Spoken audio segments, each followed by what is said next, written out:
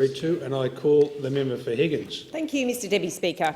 Mr Deputy Speaker, the NDIS is a world first that all Australians should be justifiably proud of and was introduced in a bipartisan way. In fact, we have members in the House who have been part of the architecture of this, and we should really pay credit where credit is due. But from the outset, Mr Deputy Speaker, it was envisaged that the NDIS would support participants with permanent and significant disability to exercise control and choice over their life with a fair, flexible and consistent package of reasonable and necessary support.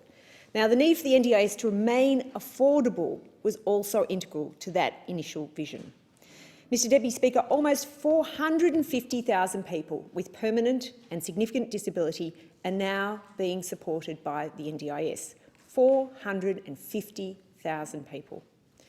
And that is incredibly 50% of which are receiving support for the very first time. So this is an initiative that is being supported enthusiastically by those Australians who need it. Mr Deputy Speaker, we all want an Australia where disability doesn't limit the choices you have available, but opens up possibilities for different ones.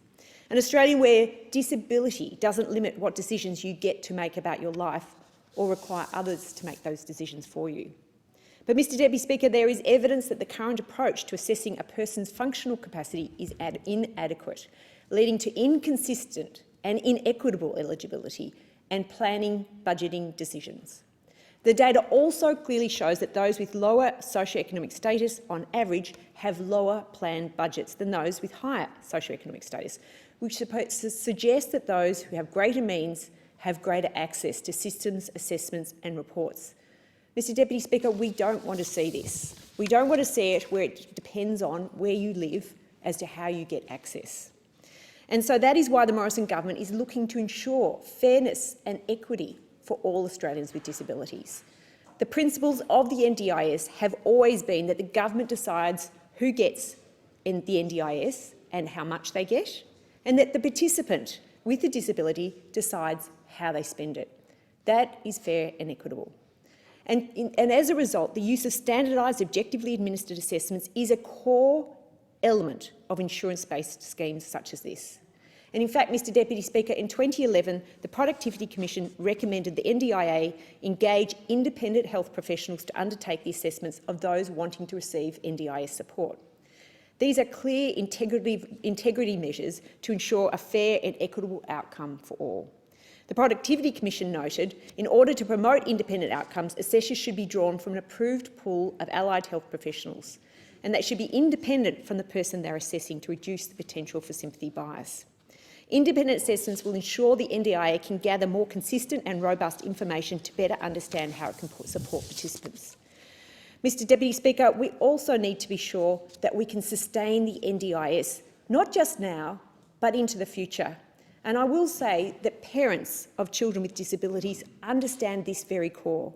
They understand that if we destroy the NDIS because it's out of control, then we are going to destroy it for the future of these children. So we need to make sure that we are fair and equitable and reasonable.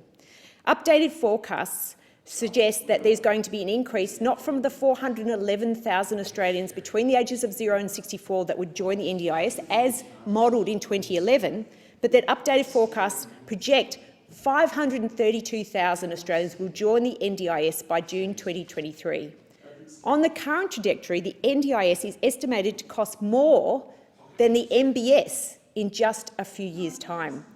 We need to ensure we have a scheme that can financially endure for many generations to come. We all want this. We all need this. Mr Deputy Speaker, the Minister for the NDIS, Linda Reynolds, has visited Higgins, and we've had a roundtable to talk about the issues of independent assessors. She's listening carefully to this issue to make sure that we engage with the providers, with those that are in the scheme, with the experts, because the Morrison government is fully committed to ensuring the NDIS is here to support Australians for years to come. And I thank the Minister for meeting with us in Higgins to talk about this highly sensitive and very important topic, to engage with the sector, the providers and the participants to make sure that we can together provide great outcomes. Can the Minister please provide an update on how the Morrison government is delivering a strong, skilled and sustainable NDIS workforce for now and into the future. Thank you, Mr Deputy Speaker.